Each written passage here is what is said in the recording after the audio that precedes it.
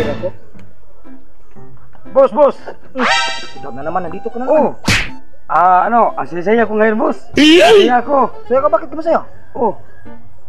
Dahil may niligawan ako. Ikaw, may Oh. nililigawan? Oh. Posible naman kung sasagutin ka niyan. Bakit? Ano bang sinasabi niya? Sinasagot ako. Sinasagot niya? Oh. Bakit? Ano bang sinabi mo sa kanya? Sinabihan ko siya na pwede ko ba siyang ligawan. Tapos, ano sinasabi niya? Sinabihan ako, I don't like you. Oh, saya ako. Sinagot ako. I don't like you pala, tapos masaya ka? Oh, ako may gusto siya sa akin, I don't like you. Alam mo ba, anong ibig sabihin ng I don't like you?